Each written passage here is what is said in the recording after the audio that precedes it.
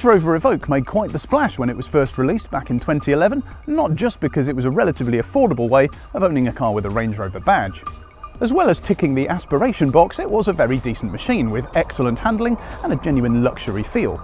Land Rover sold lots of them. And now, there's a new one. No pressure then. The new Evoque has got to bring the fight to BMW's X1, the Porsche Macan and Audi's Q3, and the Mercedes-Benz GLA, and the Volvo XC40.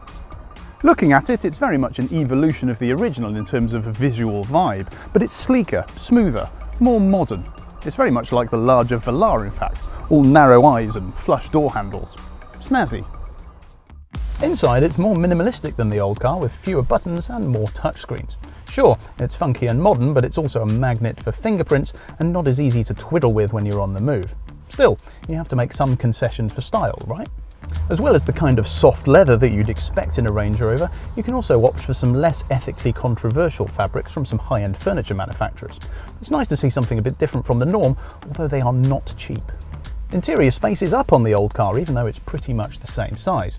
It actually feels quite enclosed and cockpit-like up here in the front because of this high centre console. But it's comfortable, although the seats could do with a little bit more support, and the materials and build quality is generally pretty good. Sure, some of the plastics could do with a bit more of a premium feel, but that's generally made up for by the use of high-quality materials elsewhere. Boot space is up by 10%, although it's not exactly cavernous back there. Still, you can fold the rear seats down for a bit of extra space. Visibility out of the tiny rear window isn't great, but to combat that, on top spec models at least, Land Rover has introduced a new camera system called ClearSight. This displays a wider rear view on a screen in the rear view mirror.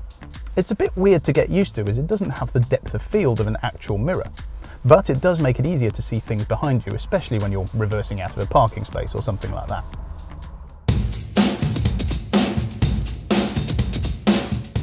Engine-wise, you've got quite a lot of choice, and that's going to expand in the future.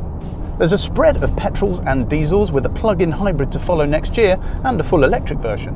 All the automatic Evoques have a mild hybrid system, which is sort of like a regular hybrid system but less hybridy.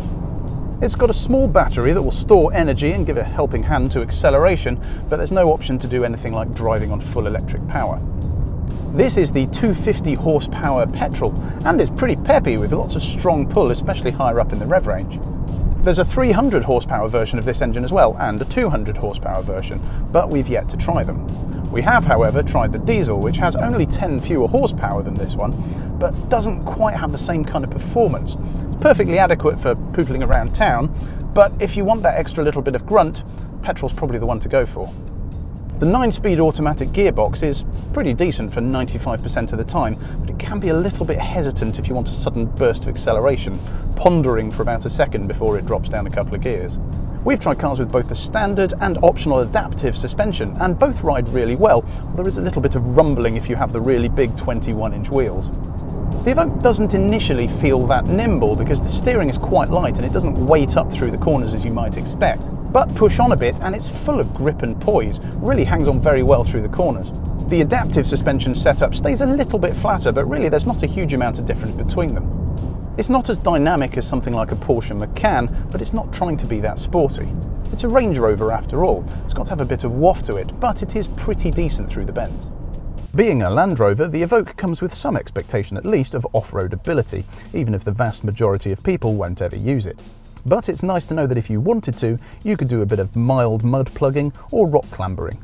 Most versions have got four-wheel drive, various setups for different types of terrain, and it'll wade through 600mm of water without breaking a sweat. The latest Evoque stays true to the spirit of the original, but brings it up to modern contemporary standards. It's packed with tech and some standout features, and strikes a nice balance between comfort and agility behind the wheel. Those that were down with the style of the original will find plenty to like here, although be prepared to tick quite a few options boxes to get the full experience. Based on the success of the original, we don't see the latest Evoque losing any of that well-deserved popularity. For more information on the latest Range Rover Evoque, check out the full in-depth written review at autotrader.co.uk. If you like this video, thumbs up, comment below, don't forget to subscribe. We've got everything you need to find your next car.